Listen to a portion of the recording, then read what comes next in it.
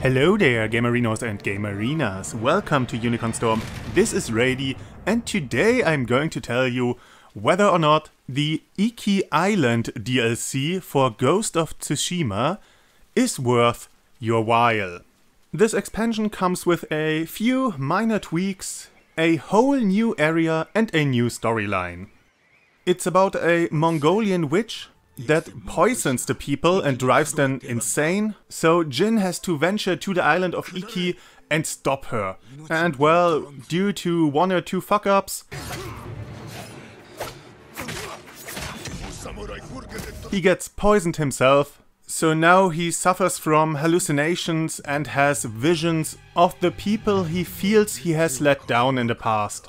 So some random encounters, but also established side missions like the haiku spots can lead to Jin remembering one of his past companions or friends, and sometimes it's somber, while other times it's pretty haunting.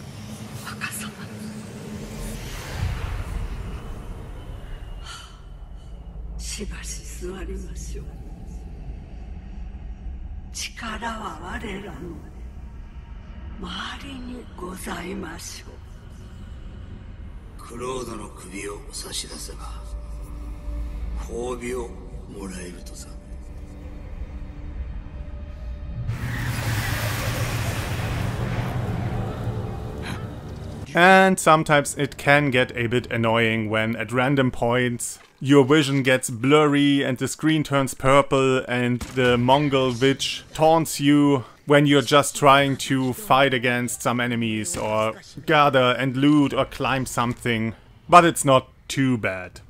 This new island is a lot smaller than the main portion of the game, but still filled with lots of content. There are the aforementioned haiku spots as well as pillars of honor to find even more pieces of attire, a new armor set that doesn't just offer some passive bonuses but forces you to really up your game when it comes to the combat system. There is a new dye merchant that offers crimson paint jobs for your armor sets. There is even horse armor, like in Oblivion. In addition to the bamboo strike locations, there are now archery challenges, where you have to hit all the targets within a time limit to receive and power up a charm that increases your slow motion concentration mode while aiming your bow. And while these aren't the most difficult things to accomplish, they do offer a bit of a challenge, though they become easier with every achieved rank because of the increased concentration time. But it's not just more content. Everything in this DLC seems like a refinement from the original game. While the bamboo cutting minigame was just a kind of quick time Simon Says event, the new archery minigame actually has you become more proficient with the bow. Or in the main game you could find fox dance and then had to follow a fox to a Inari statue that powered up one of your lucky charms, and you also got to pet the fox afterwards. But the DLC has different animal sanctuaries, where you have to drive off the Mongols and then calm the animals by playing your flute, which hasn't had any use in the main game outside of 2 missions, and of course the weather mechanic, which was a great little piece of fluff, but nothing important. And here you get a bit more use out of it. And you get to pet adorable cats or cute little monkeys or majestic deer. And every time you restore a sanctuary, Jin reminisces about his mother and the things she taught him. We learn a lot about Jin's past. When the main game was about the man Jin had to become, then this DLC is about the man he wanted to become.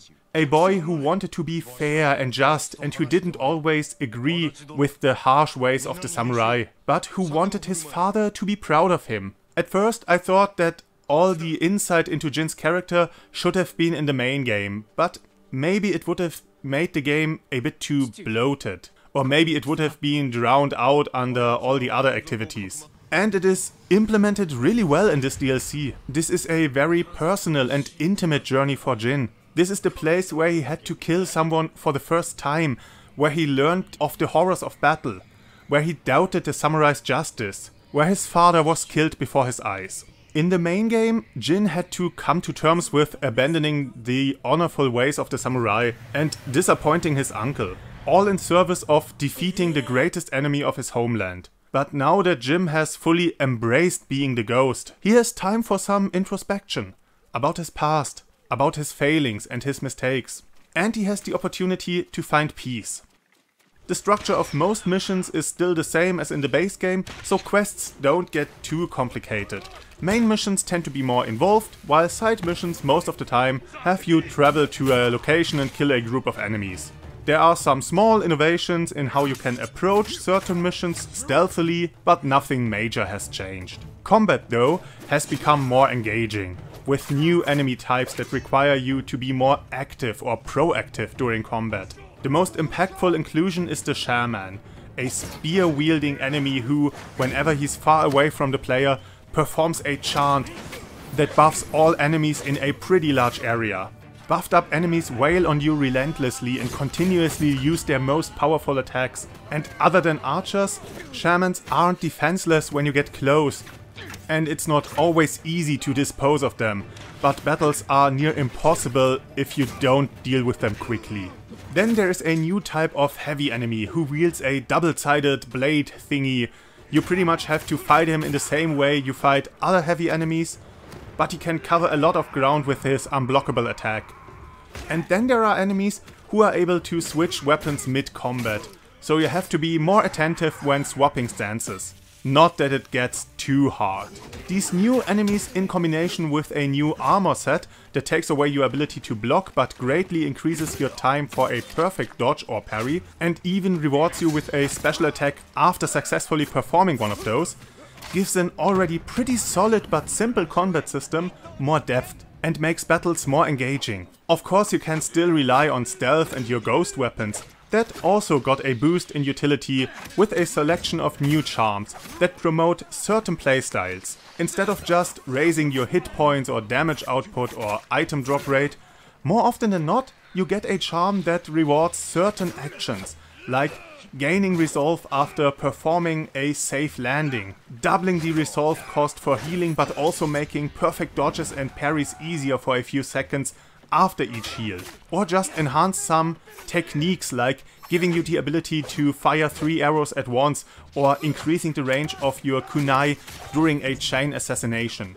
Some items that became pretty much useless at the end of the base game got some new utility this way. Even the horse received an upgrade in this DLC. Where your horse was only a transportation method in the main game and didn't offer much in terms of combat aside from a horseback sneak attack that had you jump off your horse, you now get a trample attack, where you can rush through groups of enemies and inflict damage in exchange for resolve. Not the biggest game changer, but still a fun new way to interact with enemies while on horseback. And it's another good way to dispose of the more annoying enemies before facing the rest of the group. Once again, the game is beautiful to look at. Iki offers lush green meadows and fields of colorful flowers, forests in every color imaginable, and beautiful white beaches leading to bright blue oceans. The environment is a little bit more tropical, but not too much. And there are many stunning locations where you just have to stop and really take it all in. But same as with the base game, there is not much to these places, at least gameplay wise. There's overall not that much to do in this world, aside from the missions, and there's no real reason to return to a location that isn't a town or a merchant. The reason for that is in part the way the game streamlines many of its systems, especially the gathering of resources and upgrading of your equipment. Resources pretty much just fall in your lap and you collect them while doing other things, like riding to your next location or while sneaking through an enemy camp. On the one hand, it's great that the game doesn't waste your time, but it also becomes pretty mindless that way. You don't really go out and hunt for resources. Maybe the game should have implemented a system where special challenges offered certain resources and these challenges could have been placed near these awesome places. As for all the villages and outposts you liberate, they don't really have a purpose after you've driven off the Mongols. I mean, okay, with the DLC came an update that lets you replay already completed missions which is alright, but it still doesn't address the problem. Why couldn't there have been a kind of economy system in the game, where liberated villages generated supplies over time that you can collect, or maybe have lumber mills and quarries produce different types of wood and metal? But on the other hand, does everything in the world have to serve the player in one way or another? Can these beautiful places not just be there for the player to enjoy? While I also don't seek out these places on purpose, I don't use the fast travel system in this game. I want to take in the beauty of this game world while I'm traveling from one place to another. And I just enjoy passing through these locations, and I don't need a special reason to gaze upon these gorgeous places. Part of me thinks that giving them a gameplay purpose would take away the beauty of it. But I can see how people think that the game world is a bit shallow and the DLC doesn't address this issue. You still get a lot of value out of this expansion, just don't expect another 50 hours out of this. More like about 10 to 15. But you get a new island, more fashion, a few gameplay tweaks, more insight into the main character and more animals to pet. You can obtain this DLC on its own for about 20 bucks or in the Director's Cut edition for about 70 bucks. Which might be about $10 too much since the base game came out a year ago. It sucks a bit that the PS5 upgrade isn't free, like it is for many other games, though I don't think this is really a problem with the game and more me being spoiled.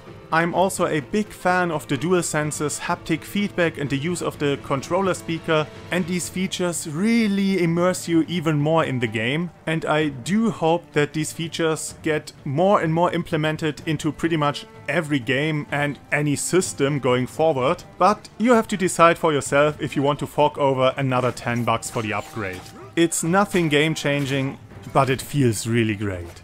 Yeah, so I'm happy with this expansion and really enjoy my time back in Tsushima, or Iki in this case. It's a great expansion to an awesome game and I really hope we get to see more of that sort. And with that, I bid you adieu.